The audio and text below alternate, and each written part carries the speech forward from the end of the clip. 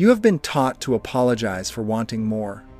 You learn to lower your voice when you ask for a raise, to hedge your ambition with humility, to couch your goals in service language so they sound acceptable. That discomfort and ache at the center of your achievement is not a moral failing unique to you. It is a historical inheritance. It is the residue of a moral system that taught excellence to hide, strength to feel shame, and desire to repent. Nietzsche names the origin of that ache, ressentiment, but he does not leave you there. He hands you a method to transform that sickly guilt into something stronger, a creative force that makes meaning, not excuses. If your ambition feels like a betrayal, what if that feeling is precisely the signal that your values are borrowed and that you can create your own? Nietzsche's surgical question is simple and devastating. Whose values are you living by? The moral voice that calls your wanting selfish comes not from a neutral ethics, but from a genealogy of power.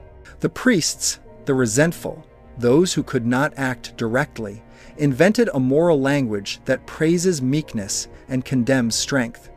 Guilt is not innate, it is a technology. It was forged to weaponize weakness. Once you understand the origin, guilt loses its sacredness. It becomes intelligible. It becomes defeatable. At the center of Nietzsche's response is the will to power not as crude domination, but as the fundamental creative impulse that underlies life. To will power is to will growth, distinction, the continual transfiguration of oneself. Ambition, when seen through this lens, is not petty selfishness. It is an aesthetic act of self-fashioning. The businessman who builds a company, the artist who refuses imitation, the leader who sets a new standard, each is practicing a form of value creation. They are not merely seeking external gains. They are extending their capacities, creating forms of excellence that did not exist before. That is the moral uplift Nietzsche offers. Ambition, purified of guilt, becomes an engine of new values. This is where most modern self-help and most cynical power content part ways. The manipulator teaches technique. Nietzsche teaches a metamorphosis. Tactics can make you effective.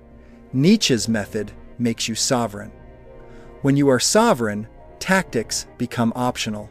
You no longer need tricks to get power because your inner authority reconfigures the social field. Others react differently to someone who embodies a created value than to someone who merely acts strategically. Respect is not bought with guile. It is attracted by authenticity and sustained by integrity. Nietzsche's will to power is not a license for cruelty. It is permission to become an author of values, rather than an editor of someone else's script. If this sounds abstract, test it. Imagine asking for what you want and treating the request as an act of creation rather than petition. Frame a salary negotiation as a proposition. I bring X, I will create Y. Not an apology, but an offer. When you present yourself as a source of value, your fear of being selfish weakens. Guilt is a reflex of an inherited morality. It won't vanish at once, but it loses its weight when your identity shifts from petitioner to creator. To get there, Nietzsche prescribes self-overcoming. This is not vague positivity, it is disciplined confrontation. Self-overcoming means identifying the internalized creditor, the voice that says, "You owe the world restraint," and subjecting it to genealogical analysis. Ask, where did this voice come from? Which authority installed it? Often it traces back to family narratives, religious models, or institutional myths that rewarded compliance and punished distinction. When you trace the source, you can dethrone the voice. It is no longer an oracle, it is an artifact. But deconstruction is only step one. The work is constructive. Create values that affirm your life and power. Write them down. Make a manifesto of qualities. You will cultivate strength, clarity, generosity that comes from fullness, not obligation. Name the projects that will test you. Nietzsche's Übermensch is not a moral absolutist. He is an artist of existence. You are not asked to become better in someone else's terms, but more yourself, richly particular. This is the ethical core. Chosen values demand responsibility. Creating your own meaning does not dissolve ethics. It makes ethical life more demanding, because you are accountable for what you author. Two practical Nietzschean tools collapse a lot of resistance: amor fati and the eternal recurrence. Amor fati, love of fate, teaches radical acceptance of what has happened, including your mistakes and the guilt you feel. Instead of reacting with self-flagellation or a defensive rationalization, love even the guilty parts as necessary soil for growth. When you accept your past as raw material, guilt can be transformed into fuel. The eternal recurrence is the experimental test. Would you will to live this life, with these ambitions and choices, forever? Ask that question not to frighten yourself into paralysis, but to clarify whether your life is truly yours. If you cannot will your choices to recur eternally, then adjust the choices. This is Nietzsche's way of forcing truthfulness. Live in a way that could be affirmed without apology across an eternity. There are psychological realities here that make Nietzsche's method practical. Modern theories of motivation, self-determination, autonomy, competence mirror the will to power. When your goals are self-authored, motivation becomes intrinsic and sustainable. Guilt and people-pleasing typically indicate an external locus of evaluation. You act to satisfy others' standards. Shifting to self-created standards relocates your anchor. Cognitive therapies teach similar interventions: identify the belief, test its origin, reframe it. But Nietzsche adds a grander dimension. You do not merely reframe, you compose. You become the legislator of your life. Do not mistake this for license to disregard others. Nietzsche's master morality is not contempt for the weak. It is an ethic of nobility that affirms excellence while recognizing consequence. Real power involves responsibility. To be sovereign is to be answerable for the world you shape. The social cost of authentic ambition is real. People will resist, accuse, and sometimes try to shame you back into conformity. That is the test of strength. You will either capitulate to inherited guilt, or you will reforge yourself by practicing boundary, by practicing saying no when your greatness is demanded for small service. The lion in Nietzsche's three metamorphoses must first learn to roar no to the herd. Only then can the child create anew. Begin now with two precise exercises. First, perform a genealogical audit of one guilt sentence you often repeat. Where did it originate? Write a brief lineage of the phrase "who said it," when, in what tone. Seeing the voice as historical strips it of authority. Second, declare one value you will experiment with for 30 days. Make it something that aligns with your project's clarity in negotiation, relentless prioritization, creative risk-taking. Each morning, reaffirm this value and choose one action that expresses it. Small repeated acts over time become character. Ambition reimagined as the will to power is not coarse appetite. It is the courage to craft meaning, to test limits, and to accept the responsibility of authorship. You will fail sometimes. You will be misunderstood often. Yet each failure is a hammer blow on the raw metal of character. If you insist on living as a copy, you will carry a borrowed conscience forever. If you insist on becoming, you will learn a new morality, one that honors strength without cruelty, creativity without vanity, and responsibility without guilt. This is Nietzsche's appeal not to cruelty or blind conquest, but to a disciplined, life-affirming courage that makes meaning where none was given. You have felt the pressure of that internal creditor. the voice that says your ambition costs others, that your wanting is a debt that must be repaid with humility. Nietzsche teaches us to trace that creditor back to its origin. Genealogy is not mere history. It is a scalpel. When you follow the line of the injunction, who praised meekness, who rewarded self-denial, what institutions profited from a populace that learned to apologize, you see guilt for what it is, a social technology, not a moral law. Once you see the machinery, you can stop treating its outputs as sacred. That recognition is the first act of liberation. The next is the constructive act, turning the will to power from a blind hunger into a disciplined creative force. Understand the will to power correctly. It is not an instruction to dominate at any cost. It is the biological and psychological drive to expand, to form, to perfect. Nietzsche writes of the will to power as the appetite to become more than one island. In practice, that means ambition reframed as creation. The entrepreneur who builds rather than consumes, the artist who takes risks to invent rather than imitate, the leader who shapes cultures rather than manipulates people, all express the will to power in its most noble form. The moral obstacle is the slave morality Nietzsche diagnoses. Values born of ressentiment that praise weakness and project guilt onto the strong. When you internalize slave morality, your drive to create becomes a source of shame. That shame is not truth, it is an inheritance you can revalue. Revaluation is the pivot. It requires ruthless honesty. Audit the beliefs that call your desire sinful. Ask for the origin story of each prohibitive thought. Did your family teach that success required apology? Was a religious model lauded that equated humility with virtue? Was a cultural myth promoted that measured worthiness by how much you suffered for others?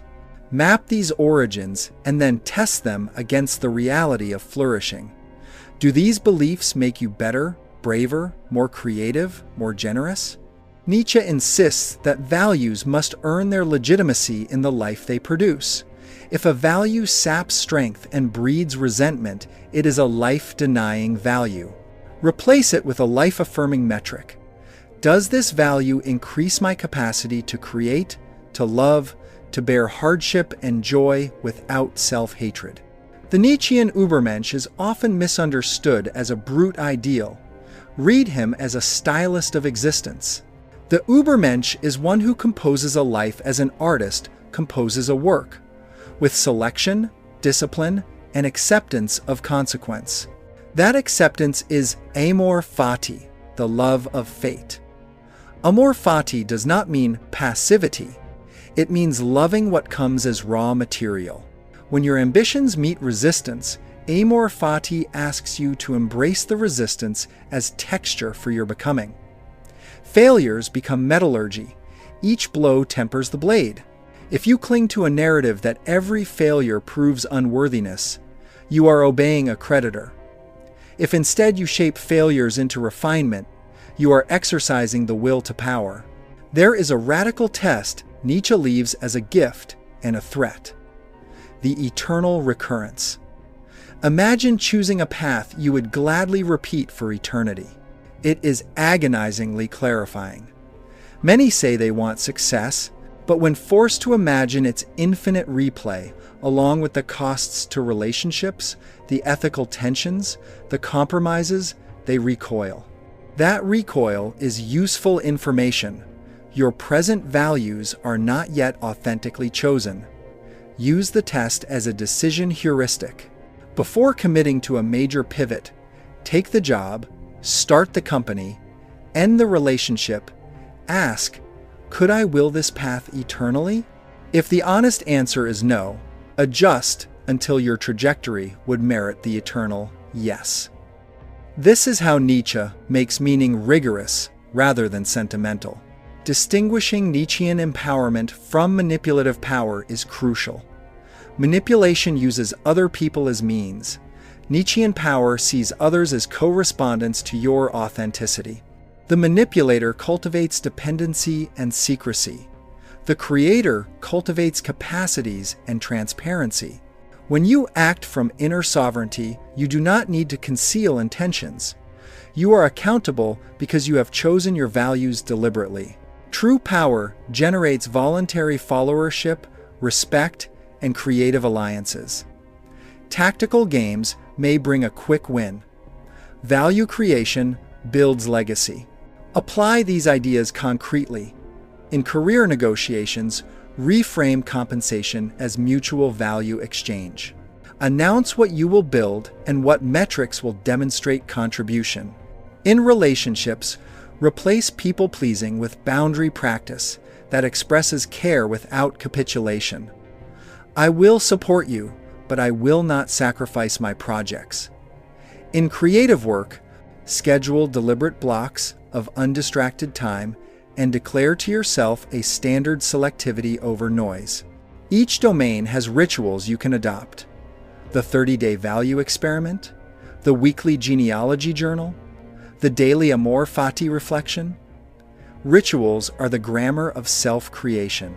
Psychology supports these moves. Self-determination research shows autonomy and competence predict sustained motivation. Nietzsche supplies a metaphysical depth to autonomy by recasting it as authorship. Cognitive techniques, reality testing, behavioral activation map onto Nietzschean practices, genealogy, exposure, and creation. Integrate them. Use CBT to dismantle cognitive distortions that feed guilt, and use Nietzschean projects to invest liberated energy into generative goals. Expect social consequences. When you stop apologizing for excellence, some will resent you. That is the external mirror of internal shift. Nietzsche predicts this. The herd defends mediocrity by moralizing against exceptionalism. Do not mistake resistance for moral indictment. Observe, respond with clarity, and hold your ground. Over time, your new pattern will either attract new interlocutors or compel existing ones to adapt. Authority that derives from authenticity is durable. Authority from tactics is brittle. Finally, make a compact daily practice to anchor the transformation. Every morning, choose one act that expresses a chosen value. Say, clarity in decision, unwavering priority, or courageous risk. At night, perform a brief ledger. What did you create? What resisted you? What did you learn? The ledger is Nietzschean accounting, not of debts to an external creditor, but of commitments to your self-made law. Over months, this practice transforms the interior landscape. Guilt loses sanctity, ambition acquires artistry. Nietzsche offers no soothing bromide that removes fear. He offers a rigorous apprenticeship in becoming. Your work is to excavate the voices you inherited, to test their provenance, to reject those that deny life, and to compose new values that answer the call of your capacities. When you do this, ambition ceases to be scandalous. It becomes the ethical demand to expand what is possible. You will still stumble, still meet contempt, still wrestle with doubt, but your doubts will now be instruments rather than chains. You will have learned to turn the creditor's ledger into a map of opportunities, and in that alchemy your guilt becomes the raw ore from which authentic power is smelted. You are now at the continent where philosophy meets life. The first parts of this series taught you to recognize the creditor voice, to excavate its genealogy, and to recast ambition as a creative will rather than a shameful appetite. This final part takes the lesson into action.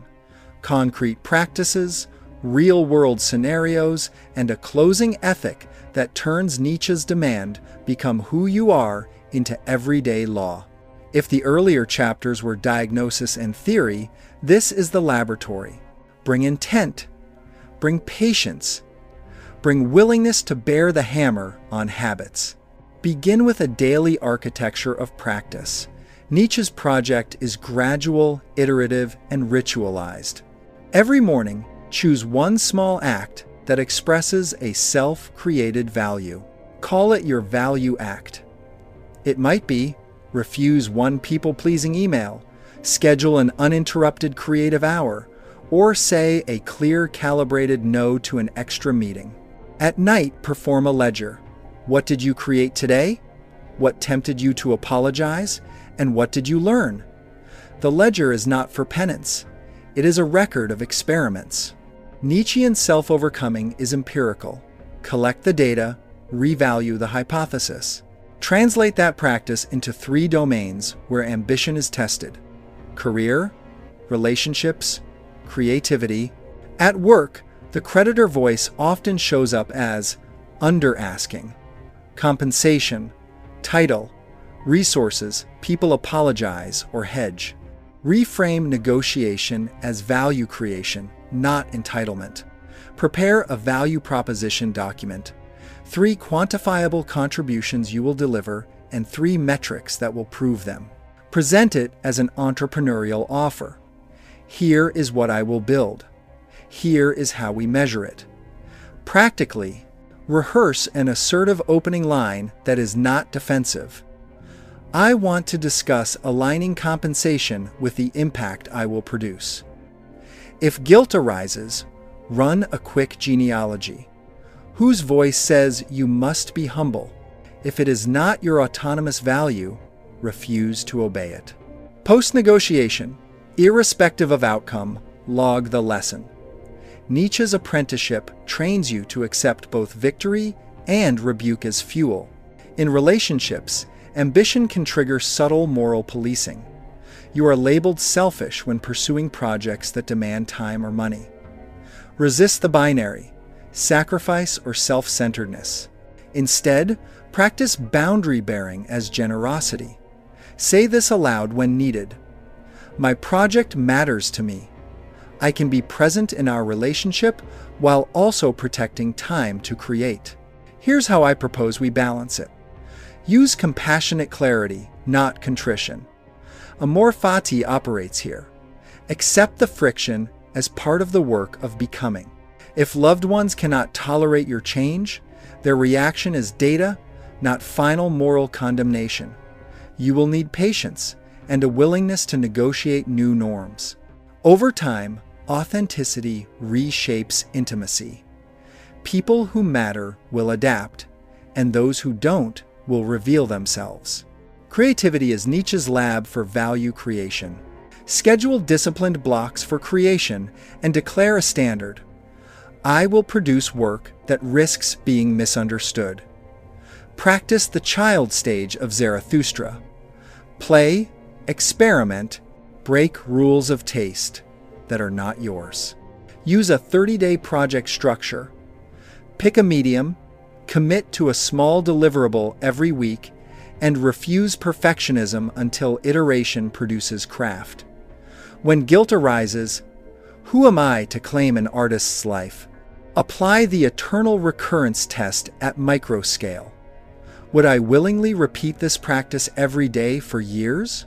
If yes, you are on a path worth keeping. Now, practical scripts for moments of acute guilt. 3 templates you can internalize and adapt. The first is the boundary script. I appreciate that you value X. I commit to being present for Y, but I cannot do Z right now because of my project. Short, declarative, no apology. The second is the negotiation script. Based on measurable outcomes, A, B, C, I propose compensation aligned with that contribution. If we agree to these metrics, I'll deliver X. Replace hedging with offer. The third handles social pressure. I hear that my choice upsets you. It also aligns with values I've chosen. Let's discuss how this can work for both of us. Sentence by sentence, you train a new grammar of responsibility. Shadow work deepens the practice.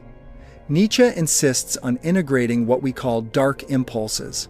Repression breeds bad conscience. Use dialogical journaling. Write a conversation between your public self and the shame voice. Ask the shame voice, what do you fear losing if I succeed? Often it answers, connection, safety, identity. Negotiation begins when you acknowledge the fear without letting it veto your projects. Then ask the creative self, what do you risk losing by never trying? The ledger will reveal which loss you can live with and which you cannot. Integration is not indulgence. It is reallocation of psychic energy from avoidance to creation. Communities matter. Nietzsche's free spirit is not a hermit by necessity. He cultivates allies who can bear witness and test his values. Form a small circle of peers, 3 to 5 people who practice radical honesty and craft feedback rules. Tell the truth about laziness, not about character. Swap drafts, negotiation notes, or boundary scripts. Accountability reframes ambition from private sin to public experiment. When your cohort normalizes ambition as value creation, the herd's moral mirage loses plausibility. Expect consequences. Nietzsche is blunt. Creating new values destabilizes existing orders. There will be social friction, loss of some relationships, perhaps reputational pushback. That is the cost of revaluation. Evaluate losses in the ledger. Are they collateral to growth or signs of misalignment, abusive patterns, legitimate ethical concerns? If growth requires severing fetters, do so with dignified clarity. Nietzsche condemns cowardice and resentment. Act with courage and refuse to become resentful towards those who prefer the old order. Ethics anchors this work. Creating values is not relativism or amorality. Take responsibility for the effects of your creations. Nietzschean authorship demands accountability. You create standards and must accept that they will shape others. This is why your manifesto should include constraint clauses, principles preventing your power from becoming another's oppression. Value creation, coupled with responsibility, generates influence that is attractive rather than coercive. Integrate the eternal recurrence as habitual calibration. Weekly, imagine living the past week back to back indefinitely. Which actions would you will? Which betrayals of self would you reject? Use the test as a corrective lens, not a terror device. The practice sharpens taste. Over time, you stop accumulating obligations that deaden you and begin composing a life that could be affirmed eternally. Finally, close with a public ethic. Nietzsche wants not a private escape, but cultural renewal. Small acts of self-creation aggregate. When you refuse the creditor's voice, others glimpse a modeled alternative. Ambition as art, boundaries as generosity, success without apology as a moral possibility. The shift is contagious not because you manipulate, but because you embody a coherent value set that attracts voluntary cooperation. Ambition liberated by philosophy is not licensed to crush, it is the discipline to create. Nietzsche offers a method to transform guilt into catalytic fuel. Expose the genealogy. Practice self-overcoming. Adopt rituals that structure creation. And cultivate an ethic of responsibility. If you follow it, you will not only live differently, you will alter the moral grammar around you. The creditor's ledger will dim. In its place, a new ledger will rise. One that measures contribution, courage, and the beauty of a life crafted without apology. Choose that measurement. Forge it daily.